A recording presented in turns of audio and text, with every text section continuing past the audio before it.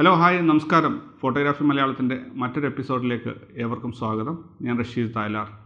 ഇന്ന് ഞാൻ പറയാൻ പോകുന്ന വിഷയം റൂൾ ഓഫ് തേർഡ്സ്. എന്താണ് റൂൾ ഓഫ് തേർഡ്സ് നോക്കാം.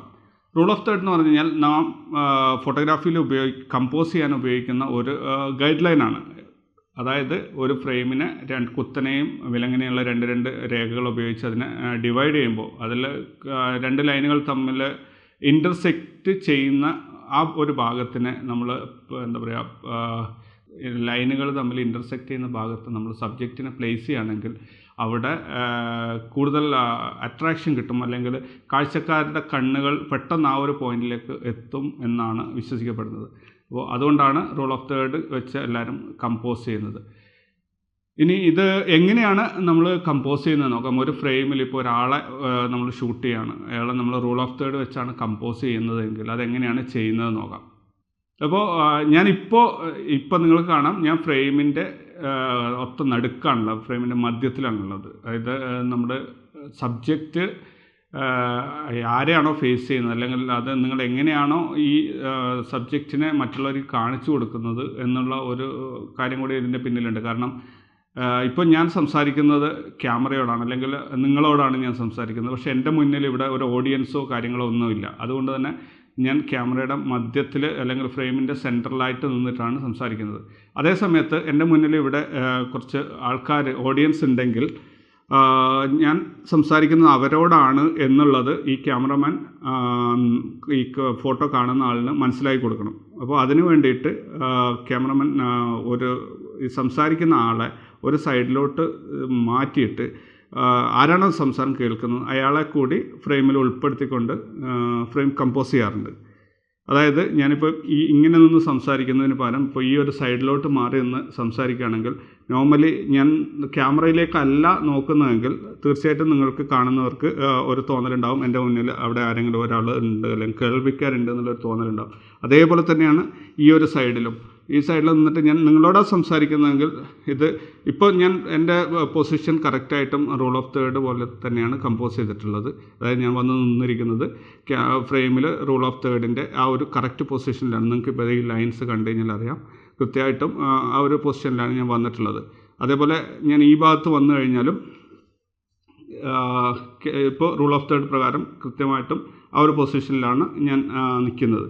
അപ്പോൾ ഇതിൽ ഒന്നുകിൽ എനിക്ക് ഡയറക്റ്റ് ക്യാമറയെ ഫേസ് ചെയ്യാം, എൻ്റെ മുന്നിൽ ഓഡിയൻസ് ഒന്നും ഇല്ല, അതുകൊണ്ട് എനിക്ക് നേരെ ക്യാമറയിലോട്ട് നോക്കി സംസാരിക്കാം.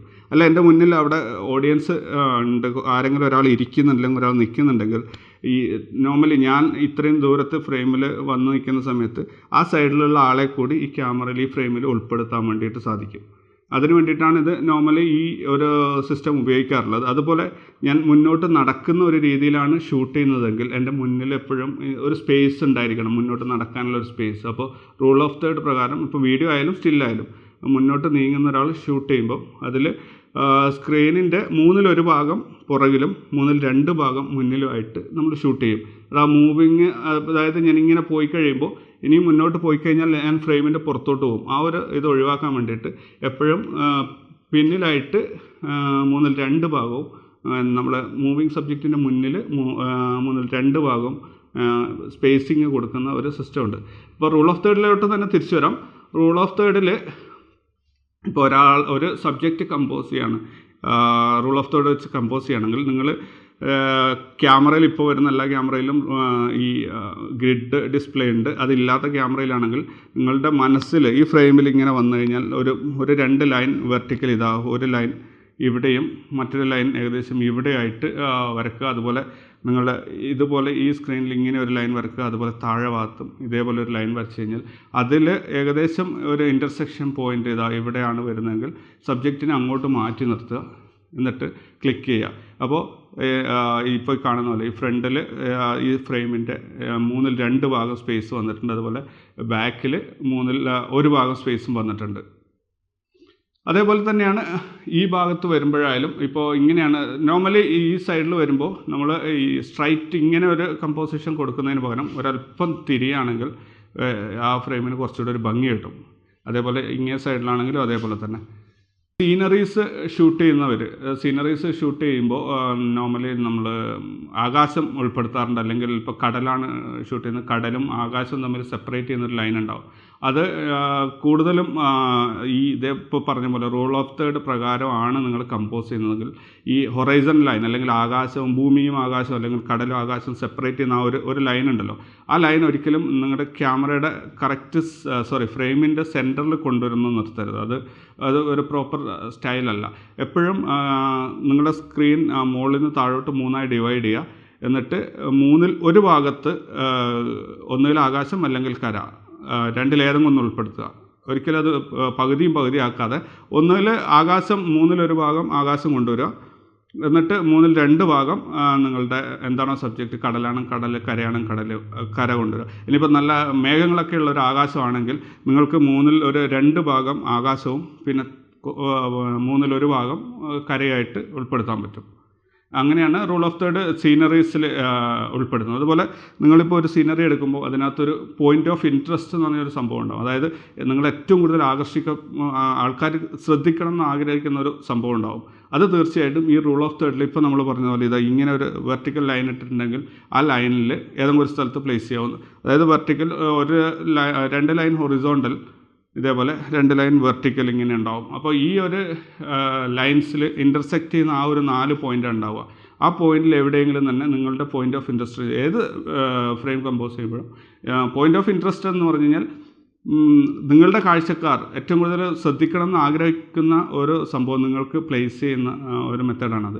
അതായത് ഇപ്പോൾ ഒരു സീനറി ഷൂട്ട് ചെയ്യുമ്പം നിങ്ങളൊരു മരം മാത്രമായിട്ട് പോയിൻ്റ് ഓഫ് ഇൻട്രസ്റ്റായി കാണിക്കുമ്പോൾ പിന്നെ ബാക്കി കംപ്ലീറ്റ് സീനും ആ മരത്തിൻ്റെ പുറയിലായിട്ടായിരിക്കും വരിക.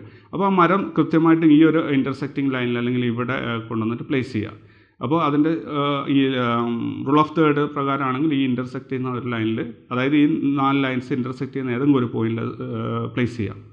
അതേപോലെ പോർട്രേറ്റ്സ് അല്ലെങ്കിൽ ക്ലോസപ്സ് എടുക്കുകയാണെങ്കിൽ കൂടുതലും കണ്ണുകൾ, ആൾക്കാരുടെ പോർട്രേറ്റ്സാണ് ക്ലോസപ്സാണ് എടുക്കുന്നതെങ്കിൽ അത് കണ്ണ് ആണ് ഈ റൂൾ ഓഫ് തേർഡിൽ പ്ലേസ് ചെയ്യേണ്ടത്. മാക്രോ എടുക്കുകയാണെങ്കിലും അതേപോലെ തന്നെയാണ്. മാക്രോ സബ്ജക്റ്റിൻ്റെ മുന്നിൽ നിങ്ങൾക്ക് 2 ഭാഗവും പിന്നിൽ 1/3 ഭാഗം, എവിടെയാണോ ഐ കോണ്ടാക്റ്റ് വരുന്നത് അല്ലെങ്കിൽ ബ്രീത്തിങ് വരുന്നത് അല്ലെങ്കിൽ മുഖം എവിടെയാണോ വരുന്നത് മുഖത്തിൻ്റെ ഫ്രണ്ടിലാണ് നിങ്ങൾ 2 ഭാഗം സ്പേസ് ഇടേണ്ടത്. അതുപോലെ 2 സബ്ജക്റ്റുകൾ തമ്മിൽ ബാലൻസ് ചെയ്യാൻ വേണ്ടിയിട്ട് റൂൾ ഓഫ് തേർഡിൻ്റെ ഈ 2 ലൈൻസിലായിട്ട് പ്ലേസ് ചെയ്യാൻ പറ്റും. അതുപോലെ സജഷൻ ഷോട്ട്സ് അല്ലെങ്കിൽ സജഷൻ ഷോട്ട്സ് എന്ന് പറഞ്ഞു കഴിഞ്ഞാൽ ഇപ്പോൾ 2 വസ്തുക്കൾ തമ്മിൽ ഒരെണ്ണം ബ്ലറായിട്ടും മറ്റേത് ഷാർപ്പായിട്ടും കാണിക്കുന്ന ടൈപ്പ് സീനുകളിൽ നിങ്ങൾക്ക് ഏത് ഭാഗമാണോ ഇപ്പം 2 പേര് സംസാരിക്കുന്നത്, ഒരാളുടെ പിന്നിൽ നിന്നാണ് നിങ്ങൾ ഷൂട്ട് ചെയ്യുന്നത്, അയാളുടെ ഷോൾഡർ ലെവലിലാണ് നിങ്ങൾ ഷൂട്ട് ചെയ്യുന്നതെങ്കിൽ ഈ നിങ്ങളുടെ മുന്നിലുള്ള ആൾ ഔട്ട് ഓഫ് ഫോക്കസ് ആയിരിക്കും. അത് അയാളോട് സംസാരിക്കുന്ന ആൾ അല്ലെങ്കിൽ അയാളുടെ എതിർ പാർട്ടി ആയിരിക്കും ഫോക്കസിലുണ്ടാവുക. അപ്പോൾ ഈ ഫോക്കസിലുള്ള ആൾ എപ്പോഴും ഈ പറയുന്ന പോലെ ഈ ഒരു ലൈനിൽ, അതായത് ഈ ഒരു ക്രോസ് ചെയ്യുന്ന ലൈനിൽ അയാളെ ക്ലോസപ്പ് ആണെങ്കിൽ അയാളെ കണ്ണുകൾ ആ ഒരു ലൈനിൽ കൊണ്ടുവരാൻ ശ്രദ്ധിക്കുക. മറ്റേ ആളുടെ ഈ സ്ക്രീനിൽ മറ്റൊരു പോർഷൻ, അതായത് 2 ഭാഗം ഫോക്കസായ ഏരിയക്കും 1/3 ഭാഗം ബ്ലറായ ഭാഗത്തിനായിട്ട് ഡിവൈഡ് ചെയ്യുക. അപ്പോൾ ഡെയിലി ഷൂട്ടിൽ അല്ലെങ്കിൽ നമ്മൾ ഇപ്പോൾ ഒരു ഹോബിയായിട്ട് ഫോട്ടോ എടുക്കുന്ന ഒരാൾ അയാളുടെ ദിവസമുള്ള ഷൂട്ടിൽ എങ്ങനെയാണ് ഈ റൂൾ ഓഫ് തേർഡ് യൂസ് ചെയ്യാൻ പറ്റുക എന്നുള്ളത് നമുക്ക് നോക്കാം. ഇപ്പോൾ ഞാനൊരു പക്ഷിയുടെ ഫോട്ടോ എടുക്കുകയാണ്. പക്ഷി കൊമ്പിലിരിക്കുകയാണ്. പക്ഷിയുടെ മുഖം അത് ബോഡിയും ഒരേ ഷേപ്പിൽ മുന്നോട്ട് തന്നെയാണ് നോക്കുന്നത്. അങ്ങനെയാണെങ്കിൽ ഞാൻ ആ പക്ഷിയുടെ വാലിൻ്റെ ഭാഗത്ത് സ്പേസ് കുറവും പക്ഷിയുടെ കണ്ണിൽ ക്ലോസപ്പാണ് എടുക്കുന്നതെങ്കിൽ പക്ഷിയുടെ കണ്ണിലോട്ട് ഫോക്കസ് ചെയ്യുക അല്ലെങ്കിൽ ബോഡിയിലെവിടെ ഫോക്കസ് ചെയ്യാനും കുഴപ്പമില്ല. ബേർഡിങ്ങിലൊക്കെ ആണെങ്കിൽ വളരെ പെട്ടെന്ന് ഫോക്കസ് ചെയ്ത് ഷൂട്ട് ചെയ്യണം, കാരണം പക്ഷി അപ്പോഴത്തേനും പറന്നു പോകും. അപ്പോൾ അങ്ങനെ ഒരു സിറ്റുവേഷനിൽ ഞാൻ ചെയ്യാന്ന് പറഞ്ഞാൽ വാലിൻ്റെ ഭാഗത്ത് സ്പേസ് കുറവും അതിൻ്റെ എങ്ങോട്ടാണോ അത് നോക്കുന്നത് അതിൻ്റെ മുൻഭാഗത്തായിട്ട് കൂടുതൽ സ്പേസ് വിടും. അതാണ് റൂൾ ഓഫ് തേർഡ് പ്രകാരം അതിൻ്റെ ഒരു കമ്പോസിഷൻ വരിക. അതേപോലെ ഇനിയിപ്പോൾ ഇപ്പം ഒരു വൈൽഡ് ലൈഫ് എടുക്കുന്നവർക്ക് ഒരു ആനിമൽ ഇരിക്കുന്നതാണ്, ഇപ്പോൾ ഒരു പുലിയൊക്കെ ഇരിക്കുന്നതാണ് ഉള്ളതെങ്കിൽ അത് തീർച്ചയായിട്ടും അത് മുന്നോട്ടാണ് നോക്കുക, അത് ഇരിക്കുന്ന അതേ ഡയറക്ഷനിലാണ് നോക്കുന്നതെങ്കിൽ ഞാൻ അതിൻ്റെ മുന്നിൽ തന്നെ സ്പേസ് ഇടും. ഇതേ സമയത്ത് റൂൾ ഓഫ് തേർഡ് ബ്രേക്ക് ചെയ്യുന്ന ഒരു സിസ്റ്റം ഉണ്ട്. അതായത് ഞാനിപ്പോൾ ഈ ഒരു ഫ്രെയിമിലെത്തി ഇങ്ങോട്ട് നോക്കുകയാണെങ്കിൽ എൻ്റെ മുന്നിൽ എനിക്ക് ബ്രീത്തിങ് സ്പേസ് അല്ലെങ്കിൽ എനിക്ക് മൂവ് ചെയ്യാനുള്ള ഒരു സ്പേസ് ഇല്ല. അപ്പോൾ അത് അങ്ങനെ ഒരു സിറ്റുവേഷൻ ആണ് വരുന്നതെങ്കിൽ ഒന്നുകിൽ നിങ്ങൾ ക്യാമറ പതുക്കെ തിരിച്ചിട്ട് ഞാൻ ഈ ഫ്രെയിമിൽ ഇവിടെ എത്തുന്നത് വരെ പതുക്കെ ക്യാമറ പാൻ ചെയ്തിട്ട് ഫോട്ടോ എടുക്കണം. അപ്പോൾ എൻ്റെ മുന്നിൽ ആവശ്യത്തിന് സ്പേസ് ആയി ഇങ്ങനെ വെച്ചിട്ട്. ഇതേ സമയത്ത് ഇനിയിപ്പോൾ മോഡൽ ഇവിടെയാണ്, അല്ലെങ്കിൽ ഒരു രക്ഷയില്ല, അത് മാറ്റാൻ വഴിയില്ലെങ്കിൽ ഇങ്ങനെയാണ് ഇരിക്കുന്നതെങ്കിൽ ജസ്റ്റ് മുഖം തിരിച്ചിട്ട് ഇങ്ങനെ നോക്കുകയാണെങ്കിൽ ഈ റൂൾ ഓഫ് തേർഡ് ബ്രേക്ക് ചെയ്യാനുള്ള ഒരു സിസ്റ്റമാണത്. കാരണം ഐ കോണ്ടാക്റ്റ് അല്ലെങ്കിൽ നമ്മൾ എങ്ങോട്ടാണ് നോക്കുന്നത് അതിൻ്റെ മുന്നിലാണ് നമുക്ക് 2/3 സ്പേസ് വേണ്ടത്. അപ്പോൾ തിരിച്ചിട്ടൊക്കെ നിങ്ങൾ കണ്ടിട്ടുണ്ടാകും പല മോഡൽ ഷോട്ടുകളിലും ഇങ്ങനെ പ്ലേസ് ചെയ്തിട്ടുള്ളത്, അതായത് തിരിഞ്ഞ് നോക്കുന്നതായിട്ട്. തിരിഞ്ഞ് നോക്കുമ്പോൾ പിന്നെ ബോഡിയുടെ പുറകുവശത്ത് അല്ലെങ്കിൽ എങ്ങോട്ടാണ് നോക്കുന്നത് അതിൻ്റെ മുന്നിൽ 2/3 സ്പേസ് ഇട്ടാൽ മതി. അപ്പോൾ ഇങ്ങനെ വരുന്ന ഒരു സിറ്റുവേഷൻ, ഇങ്ങനെയാണ് ഫ്രെയിം നിങ്ങൾക്ക് കിട്ടുന്നെങ്കിൽ ബാക്കിൽ സ്പേസ് ഇട്ട് കഴിഞ്ഞാലും അതിൽ നെഗറ്റീവ് എനർജി വരില്ല, അത് ഒരു പോസിറ്റീവായിട്ട് തന്നെ കിട്ടും. ഇത്രയൊക്കെയാണ് റൂൾ ഓഫ് തേർഡിനെ കുറിച്ച് പറയാനുള്ളത്. ഏകദേശം ഇത് എന്താണ് ഐഡിയ എന്നുള്ളത് നമുക്ക് മനസ്സിലായിട്ടുണ്ട്. ഇപ്പം ഇവിടെ കാണിച്ച ചിത്രങ്ങളും കാര്യങ്ങളൊക്കെ കണ്ടപ്പോൾ ഏകദേശം എന്താണ് സംഭവം നിങ്ങൾക്ക് മനസ്സിലായിട്ടുണ്ടാവും. അടുത്ത ട്യൂട്ടോറിയലായിട്ട് വീണ്ടും കാണാം.